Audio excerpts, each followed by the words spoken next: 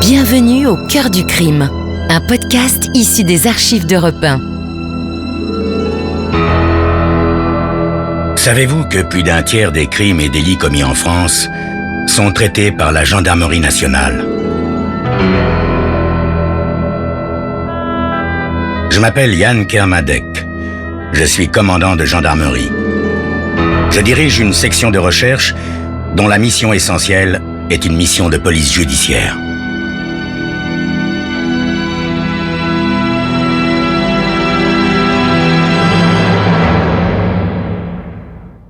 L'histoire que je vais vous raconter est une histoire vraie. Tous les faits sont réels et se sont déroulés en France. Seuls les noms des personnes et des lieux ont été changés.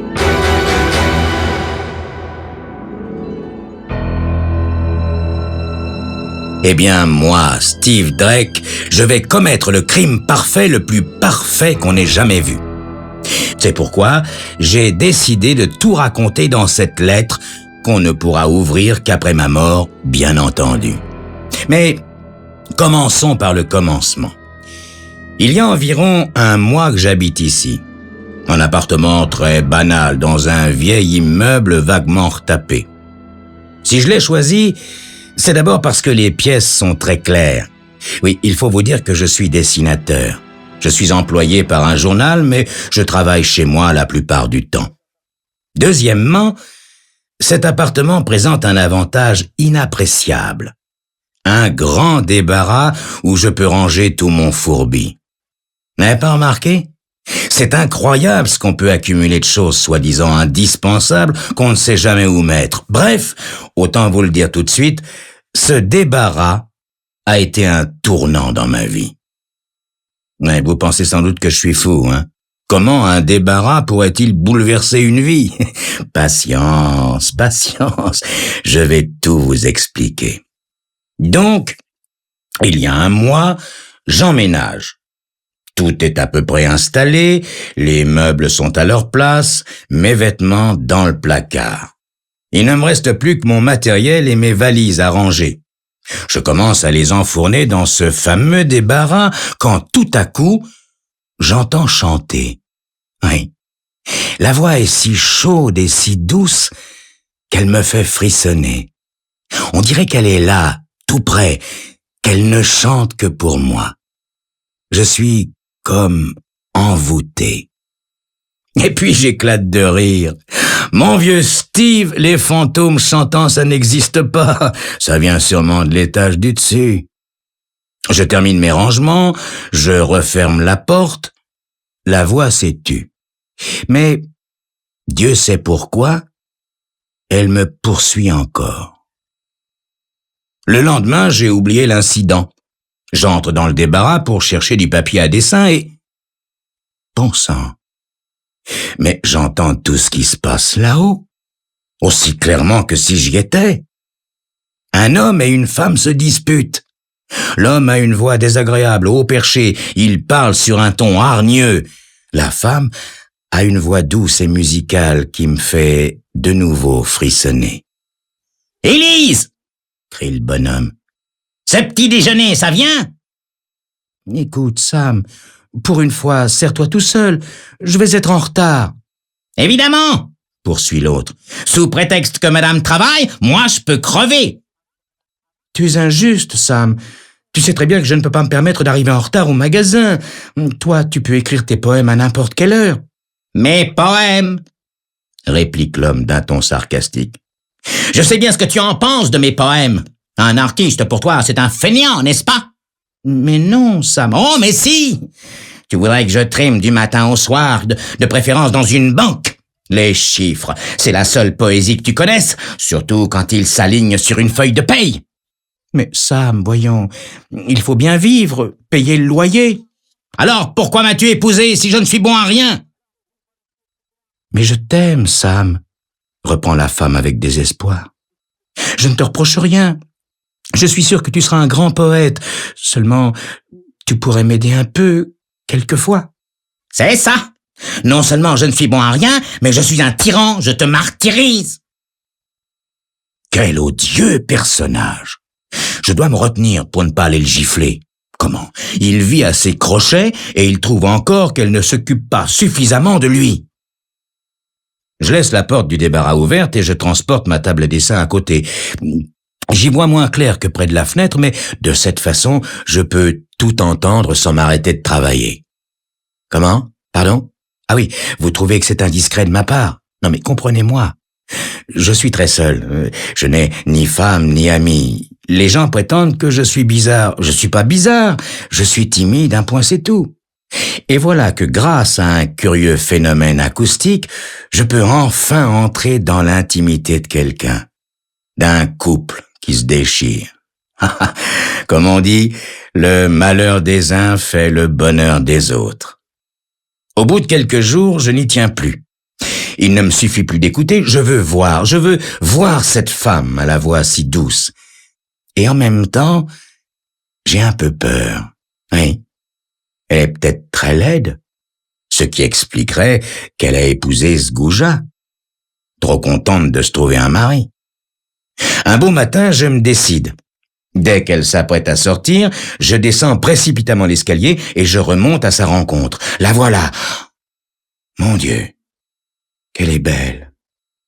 Grande. Des cheveux noirs, un teint laiteux, des yeux verts, impénétrables. Une grâce de chat. Distante. Un peu glaciale peut-être. Nous nous croisons. Elle s'arrête et, l'espace de quelques secondes, elle plonge ses yeux dans les miens. Ah, son regard. Du feu qui couve sous la neige. Nous n'échangeons pas une parole, mais ces quelques secondes suffisent à me faire entrevoir des éternités de bonheur. Je rentre chez moi très agité, j'ai beaucoup de mal à travailler. Le soir même, Élise revient avec une nouvelle qui envenime encore les relations du couple. Je vais être augmentée, Sam. On m'a proposé le poste de représentante. Je vais être amenée ainsi à faire de nombreux déplacements. Représentante? S'exclame le mari. Ah, on les connaît, les représentantes et les voyageurs de commerce. Ils en profitent tous pour coucher à droite et à gauche. Un homme ou une femme dans chaque ville. Enfin, c'est ridicule, réplique Élise. Toi qui me reproches tout le temps de te faire mener une existence mesquine et misérable, non seulement je gagnerai davantage, mais tous mes frais seront payés. Et puis, tu pourras aussi te faire entretenir par tes amis de rencontre, s'empresse-t-il d'ajouter. Le salaud. Alors ça, c'est un comble. Je boue intérieurement. Je voudrais pouvoir lui casser la figure. Lui, qui en fait poésie, passe son temps à dormir ou à regarder des matchs de football à la télévision. À partir de ce jour-là, il lui fait des scènes presque tous les soirs. Il l'accuse même de le tromper avec l'épicier du coin, un gros homme rougeau affligé d'une espèce de femme obèse et de 9 enfants. Non mais vous imaginez ça? Je m'arrange maintenant pour rencontrer Élise le plus souvent possible. Quand elle sort, quand elle rentre, quand elle va fumer une cigarette pour se calmer sur le banc devant la porte. Je voudrais pouvoir la prendre dans mes bras, la consoler. Bien entendu, je n'en fais rien. Nous n'échangeons que de brèves salutations. Mais son regard, c'est lui maintenant qui me fait vivre. Soudain, il pousse à Sam une nouvelle lubie. « Où vas-tu comme ça ?» demande-t-il un jour à Élise. « Poster une lettre à tes parents. »« Comment se fait-il que tu leur écrives si souvent? Donne-moi ça !» Je suis sûr qu'il lui arrache la lettre des mains. J'entends un bruit de papier qu'on déchire. Il lit tout haut. « Ne vous inquiétez pas pour votre fils, c'est un homme admirable, c'est un bonheur d'avoir à s'occuper de lui. » Et le reste à l'avenant. Sam, évidemment, doit se régaler. Moi, cette lettre me laisse une étrange sensation de malaise. Peut-être parce qu'elle a exagéré dans le compliment, mais les éloges sont bien trop appuyés. On dirait une notice nécrologique. Au fil des jours, la tension monte encore entre eux. Élise commence visiblement à perdre patience. Parfois, Parfois, j'ai la bizarre impression qu'elle me parle, qu'elle m'appelle au secours. Non, bien sûr, c'est idiot. Il ne s'agit que de phrases banales du genre si quelqu'un t'entendait, il serait horrifié » ou bien « Tu n'oserais pas dire ça si tu savais que quelqu'un écoute ». Et à force de vivre dans leur intimité, je m'imagine qu'elle sait que je suis là, qu'elle me prend à témoin. Allons, Steve, secoue-toi, réveille-toi. Et puis, il y a 2 jours, Sam en est venu au cou. Pour rien, pour une histoire toute bête.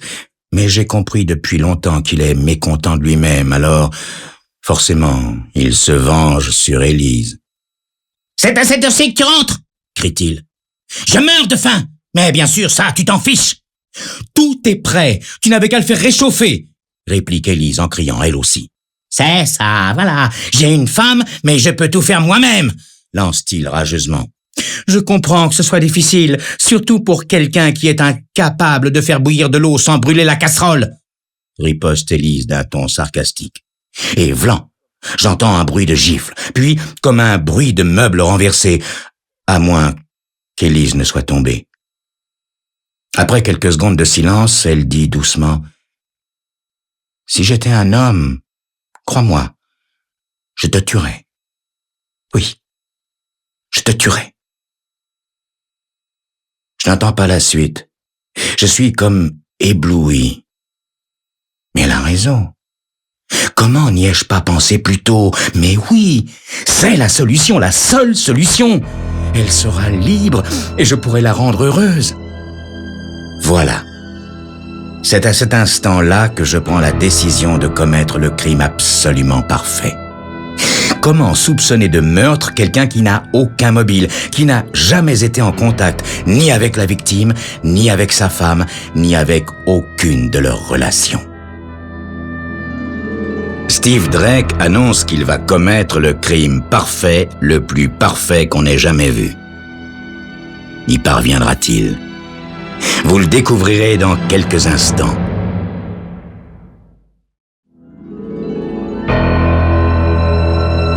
Sam n'en a sans doute plus pour longtemps à vivre. Que les maris se le tiennent pour dit. Avant de maltraiter sa femme, il faut s'assurer que personne ne vous écoute. Le cabinet de débarras de Steve Drake a une curieuse particularité. On y entend tout ce qui se passe à l'étage au-dessus. Ce phénomène acoustique risque fort de coûter la vie à Sam, le mari de la trop belle Élise. Le lendemain, à midi, Élise rentre comme d'habitude préparer le déjeuner de Sam. Puis, elle retourne en courant au magasin. J'attends assez longtemps. Quand on établira l'heure de la mort, il ne faut pas qu'Élise puisse être mise en cause. Puis, je monte et je sonne. Sam vient m'ouvrir. Il est encore en robe de chambre. Mon œil de peintre enregistre la scène, bien entendu. Il n'a même pas débarrassé la table. Toute la vaisselle sale y traîne encore. Et pour changer, il était en train de regarder un match de football à la télévision. Je ne lui laisse pas le temps d'ouvrir la bouche. Je lui appuie mon revolver sur la poitrine et je lui tire une balle en plein cœur. Puis je referme la porte. Je n'ai pas besoin de vérifier qu'il est bien mort. J'ai fait la guerre au Vietnam. Je ne suis pas un débutant.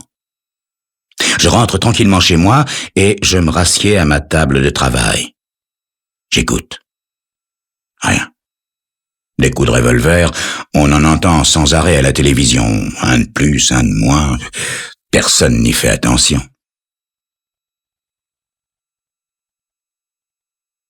Quelques heures après, cependant, j'entends un très grand branle-bas dans la maison. Des gens vont et viennent, des portes claquent. Comme tout le monde, j'ai le droit d'être curieux. J'entr'ouvre ma porte. L'escalier est rempli de policiers, de photographes, d'ambulanciers, sans compter les locataires qui sont tous sortis sur le palier. J'avise le portier. « Qu'est-ce qui se passe, monsieur Arthur? Entrez donc un instant. » « Comment? Vous n'êtes pas au courant? Oh, mon pauvre monsieur, on a assassiné monsieur Beringer, le locataire du dessus. Oui, j'ai vu du sang qui passait sous la porte, alors j'ai aussitôt appelé la police. Vous pensez, j'en suis encore tout retourné. » Et Madame Beringer, on l'a prévenue? Oui, on a envoyé un policier au magasin. Ah, c'est incroyable! Des gens qui ne fréquentaient personne. Et puis, rien n'a été volé. Évidemment, Monsieur Arthur, ça doit vous faire quelque chose. Des gens que vous connaissiez si bien. Ah, ben, si on peut dire, avec eux, bonjour, bonsoir, et puis c'est tout, hein. Pourtant, ça va pas faire loin de 10 ans qu'ils habitent la maison. Mais ils ont déménagé au 3e, juste avant votre arrivée, pour avoir une pièce de plus. Il y a 2 mois encore, ils occupaient votre appartement. Ah, vous le saviez pas? Qu'est-ce qu'il y a, monsieur? Ça va pas? Si. C'est-à-dire, un assassinat dans la maison, ça fait quand même un choc, Monsieur Arthur. Je le pousse dehors. Des cloches sonnent dans ma tête. Mon appartement. Ils occupaient mon appartement. Alors, elle savait. Elle connaissait l'existence du débarras et de son curieux phénomène acoustique. Je ne rêvais pas quand j'avais l'impression qu'elle s'adressait à moi. Une colère sourde m'envahit. Il n'y a aucun doute, j'ai bien commis le crime parfait, mais il n'est payant que pour elle. J'ai été manœuvré comme un enfant. Je me plante sur le palier et je guette son retour. Elle arrive enfin, très digne, bien sûr, dans son malheur. En passant devant moi, elle me fait un petit signe de la tête et murmure « Merci pour tout ».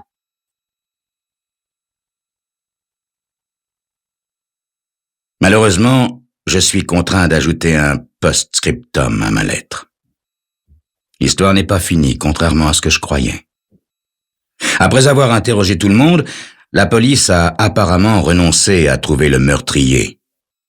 Toutes les formalités accomplies, Elise Beringer est aussitôt partie en province, dans sa famille, paraît-il. Et voilà que mon rédacteur en chef, sans doute inspiré par cette affaire, se met dans la tête de faire toute une série d'articles pour l'édition du dimanche. Sujet : les crimes parfaits. Et il me charge de les illustrer. J'avoue que son idée m'amuse beaucoup. D'une certaine manière, ça va me permettre de signer mon chef-d'œuvre. Dommage qu'on ne puisse mettre les lecteurs dans la confidence. Un crime parfait illustré par son auteur. Quelle manchette! Pour les autres crimes, ou plutôt pour les crimes des autres, je me sers des photos que je vais chercher à la morgue du journal. Mais pour l'affaire Beringer, vous pensez bien que je n'ai pas besoin de courir après la documentation. Voilà ce qui va me perdre. La conscience professionnelle, le goût du détail. Le dimanche matin, mon rédacteur en chef me salue chaleureusement. Dans toute la rédaction, il n'y en a que pour moi. Les journalistes se précipitent pour me féliciter, pour m'inviter à déjeuner. Les jolis secrétaires me lancent des œillades flatteuses. Mon illustration de l'affaire Beringer, criante de vérité, a fait de moi la vedette du jour. Pourtant, dans un coin de la salle de rédaction, il y a un homme en imperméable qui ne semble pas partager l'admiration générale. Un jaloux, sans doute. Il s'approche de moi et dit « Je suis l'inspecteur Savin. Désolé, mon gars, mais t'en as trop fait. Ton dessin était parfait. Un vrai croquis de police. Malheureusement, dans ta déposition, tu nous as dit que tu n'avais jamais mis les pieds chez les Beringer. Alors... » J'ai compris, monsieur l'inspecteur. Je vous suis. Après tout, cette fin me plaît. Tant de grands poètes, de grands peintres sont morts pour leurs œuvres. Je vais faire comme eux. Je vais passer sur la chaise électrique pour un dessin trop bien fignolé.